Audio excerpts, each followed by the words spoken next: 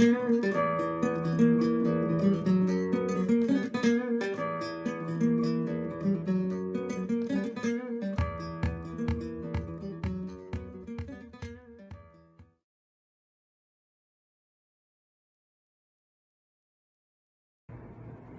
and welcome to this idea of self-awareness.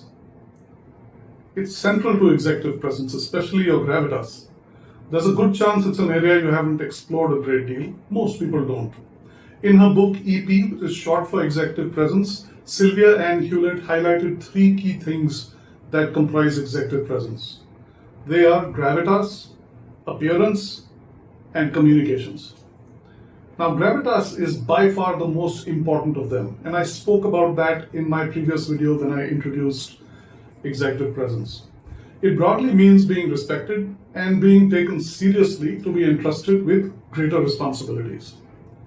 Within gravitas, Ms. Hewlett reckons the most important executive presence attribute is to show grace under fire.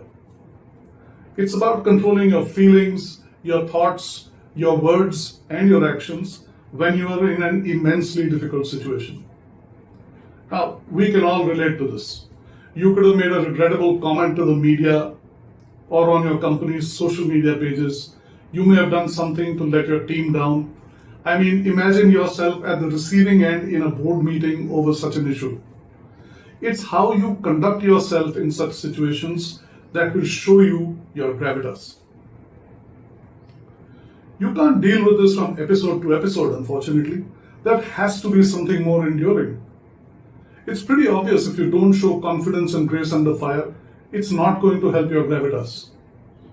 The most sustainable way to do that is to enhance your self-awareness, to be able to recognize your thoughts and feelings as they happen.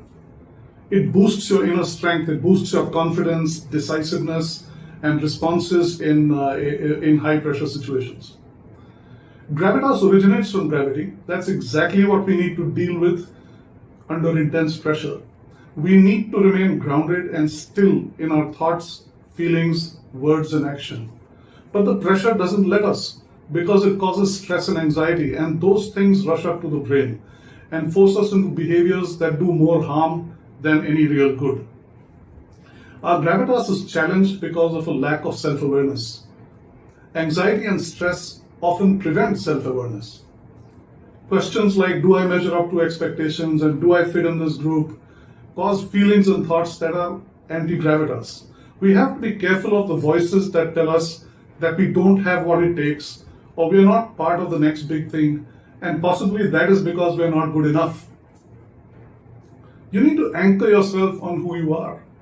Chasing what you are to be rather than who you are will make you run around in endless circles. What's worse, it prevents you from being authentic or original. Ground yourself in how you already are valuable. Plant your roots in who you are. That's going to make you authentic and original. Imagine if you could define a balanced equilibrium, your source of strength that you could return to when you're under immense pressure. What would it be like? How would it address the fear you feel? What moral and emotional strength would it give you? How would it help your ability to think clearly in a tough situation? You should be in your balanced equilibrium to lead others. You gain gravitas when you make other people calm and reassured so they can trust you. Self-awareness, or mindfulness as many people call it now, is a way to bring calmness, resilience, compassion, and empathy. To work on your self-awareness, you may want to begin with setting your inner compass, that which gives direction to your life.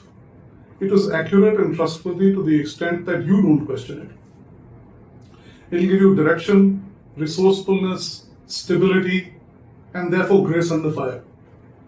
The compass guides you to a balanced equilibrium when you are in a tight situation. You can define it as you like, though it helps to cover at least three things. What you need to do physically, how to channel your emotions, and how to channel your thoughts. The doing part defines, the firm ground that you can return to. The feeling part helps you tune into your gut feelings.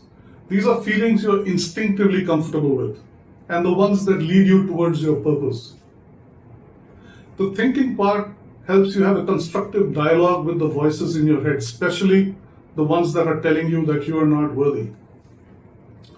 You may think that your values could be that place or would be that place. Yes, that's true, but values are part of it in the sense that they give you, they guide you on what you think is right or wrong. But the balanced equilibrium has more to do with your purpose, your intrinsic motivation about what you stand for, what difference you want to make, and why all that is important to you.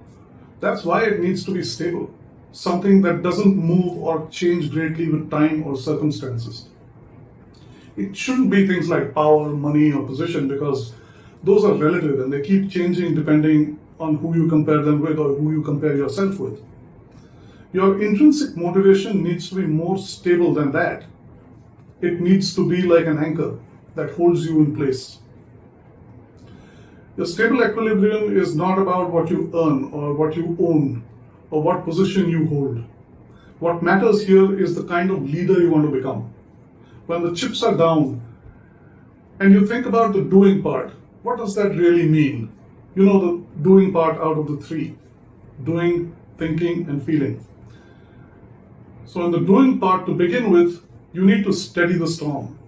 Fear, self-consciousness, anxiety, and tension rise upward to your brain. They take your center of gravity upwards, and you can topple easily. The best antidote to that is to get grounded physically. Feel the things that support your physical equilibrium and all that gives you the support you can trust. Think about things that make you feel calm. Touch, for instance, balance, elevation, or how high you're standing. The weight you feel, the balance on the ground or the position you're in. Consciously move your center of gravity downwards from your mind to your physical self. I mean, you would have seen top-notch tennis players following a routine before they serve. It involves lining up the serve, bouncing the ball a couple of times, shifting their weight from one foot to the other till they find their rhythm and balance. Then, for a second or two before they wind up for the serve, they become physically still. Why do they do this? It's because the server has the higher chance of winning the point, and the service is critical for that. The last thing you want to be is mentally agitated or physically unbalanced when you're serving. The routine takes away fear and anxiety and restores the player's physical and emotional equilibrium. You can build your own routines to bring you back to a state of equilibrium. It's not necessary to follow this one particular set of things. Alternately, if you practice mindfulness and it makes you feel still, use breathing techniques to return to a steady state. It'll help you steady your internal storm. The second thing is the feeling part. To find your true purpose, draw a distinction between what feels right to you and what may look right to do or something that impresses others. Think of that which matters to you, motivates you, and feels right to you. The true purpose is about tuning into your feelings. When you move towards it, it feels good. When you move away from it, it feels bad. Make it the source of your stability. When you're disturbed, return to it for inspiration. Return to it for validation. Pay gentle attention to your true purpose from moment to moment. When it comes to values, think about them. What are your values? Are they your own? Are they based on your needs? Or are they imbibed from the values of others because your validation points are outside? Connect to your values every day. Your thinking and your feeling are inextricably linked. Pay attention to both to have the integrity and authenticity of gravitas. It keeps you connected with knowledge, purpose, and passion, and it ensures that you stay authentic. The third is the think part. We create our world largely by what we think. We should steer away from destructive thinking towards productive thinking. And this leads us to success and gravitas. But how? Think about this. Thoughts flicker around the mind constantly. When anxious or stressed, they are self-sabotaging. Over time, they can be damaging to your gravitas. Your reaction to an event can cause you to lose or to gain gravitas. Think about having two voices in the head. Let's call them the inner coach and the inner critic. The inner coach plays the role of calming and celebrating. The inner critic does refinement. It shows you the mirror. Use these voices carefully, especially the critic. use it to make you better, not worse. But often the inner critic ends up making things worse by being overcritical. Consciously train your inner critic to think about refinement and not about reprimanding you. Channelize the conversation with your inner critic. Instead of reprimanding and thinking about what will follow a failure, train it to think how you could refine your thinking and do better. Your thinking will channelize towards improvement. Do this consciously, and over time it will become your default style. So you can work on your self-awareness by creating a balanced equilibrium that you can lean upon when you're under pressure. You can work on this in 3 areas as we discussed. The doing part, where you work on stabilizing yourself by letting your body do the work. Then there's the feeling part, that helps you hone in on your unwavering purpose. And thirdly, the thinking part, where you train your inner critic to be constructive rather than to be destructive. Once you have these things worked out, you'll show grace under fire. It will enhance your gravitas, and others will trust you to handle the most difficult of situations with poise.